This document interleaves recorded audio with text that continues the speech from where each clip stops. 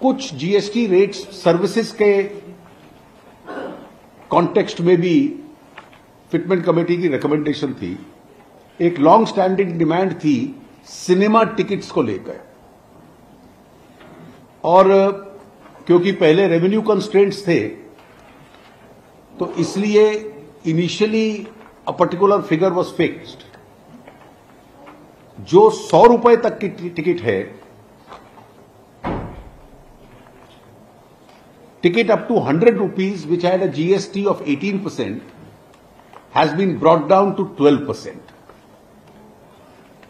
और जो 100 रुपए से ऊपर वाली टिकट थी, जिसपे GST 28% था, उसको 18% कर दिया गया है। ये एक मास एंटरटेनमेंट का मीडियम है। इसका एक रेवेन्यू इंपैक्ट है अबाउट 900 करोड़ का। Similarly, GST on third-party insurance premiums carrying vehicles has been reduced from 18 to 12.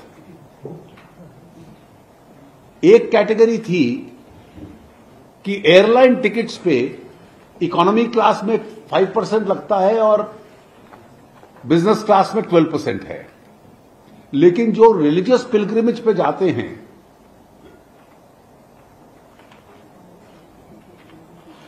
अगर वो फ्लाइट्स स्पेशल फ्लाइट्स होती हैं तो उन सब पे 18 लगता है। अब इसका कोई औचित्य नहीं था क्योंकि वो उसको सर्विस मान लेते हैं rather than an airline ticket category. तो all that category will also be taxed at the same rate at which normal airline tickets are taxed, 5 and 12. Those who travel by economy will be 5 and those who travel by business will be 12. So there will be no premium tax. There was no reason for it, but some assessing authorities had started charging it because these were special flights or charter flights, and they were charging them at 12% because of that. तो इसमें अगर कोई मानसरोवर जाता है, हज पे जाता है, इस तरह के जो रिलीजियस ट्रिप्स हैं, they need not pay higher rates of taxation. They will pay the normal rate of taxation. इसके अलावा GST on solar power generating plants and other renewable energies item, इस पे 5%, और इसमें कई आपको रिलीज दे दी जाएगी। इस कैटेगरी में कई आइटम्स हैं जिसका कि टैक्स रैशनलाइजेशन कर दिया गया है। इसके अतिरिक्त 4-5 इंपॉर्टेंट आइटम्स थे जिन पे आज डिटेल डिस्कशन हुई, और ये जो अलग अलग रिप्रेजेंटेशंस आती हैं उसके ऊपर, और ये हुआ कि ये जो रिस्पेक्टिव कमिटीज इसके लिए फंक्शन कर रही हैं या जीओएम कर रहे हैं, ये उनमें डिस्कस होकर जनवरी के महीने में नेक्स्ट मीटिंग में आएगा। Some of them those issues which will come up in the next meeting. The first was in relation to taxation on residential property in the real estate sector. ये एक important item है क्योंकि इस sector में कुछ slow down देखा गया।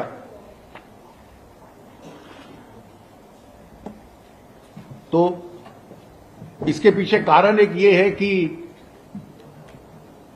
अगर आप apartment which is being built in the process of construction is taxed eight 12%, और अगर बिल्ट अप प्रॉपर्टी खरीदते हैं तो that's a transfer of property that is outside the jurisdiction of the GST because it's in the stamp duty jurisdiction of the state government.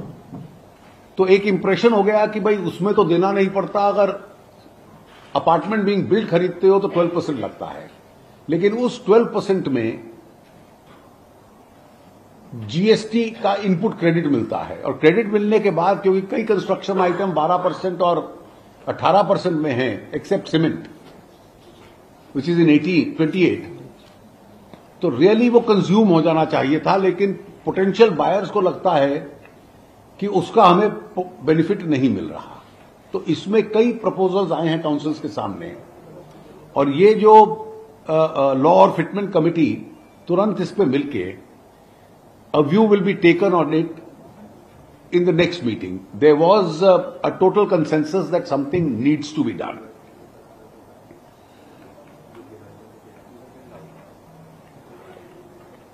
As far as another important decision was कि manufacturing और trading में जो लोग हैं उनके लिए composition scheme है, लेकिन जो प्रिडोमिनेंटली सर्विसेज सप्लाई कर रहे हैं स्मॉल सप्लायर्स के लिए कोई कॉम्पोजिशन स्कीम नहीं है। और इसलिए जब छोटे सप्लायर्स अपना बिल रेज करते हैं तो उनके पोटेंशियल कस्टमर्स भी जीएसटी कंपोनेंट देने में रिलक्टेंट रहते हैं। इसलिए the response of small service providers getting registered has not been on expected lines. So a unanimous decision in principle was taken that a composition scheme be framed for small service providers. Threshold और composition charge क्या होगा वो next meeting में after the law and fitment committee consider it, इसको consider किया जाएगा। तीसरा, जब जीएसटी आया था तो लॉटरी के ऊपर हमने 2 रेट्स रखे थे, 12% for state organised lotteries and 28% for state authorised lotteries.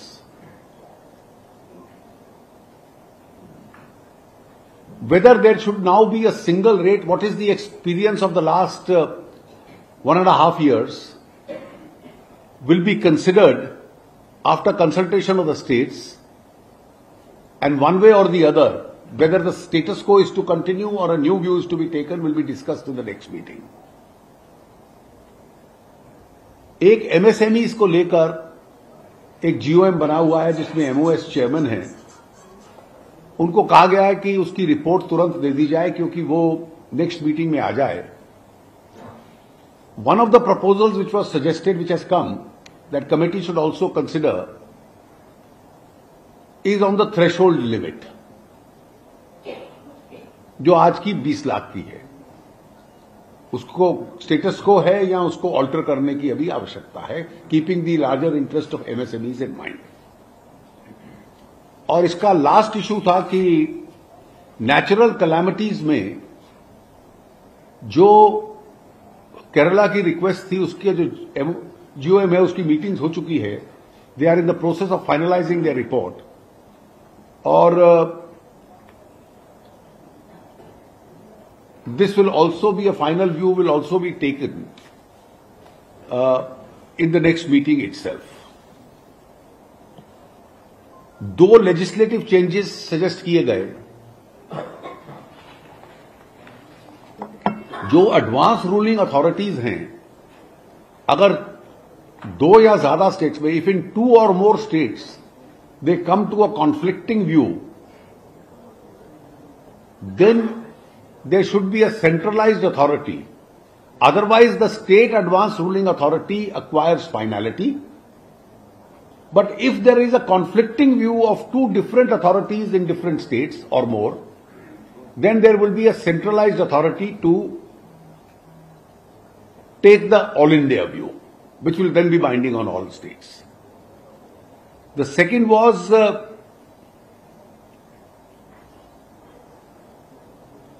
an amendment to Section 50 of the CGST Act to provide that interest should be charged only on the net tax liability of the taxpayer after taking into account the admissible input tax credit.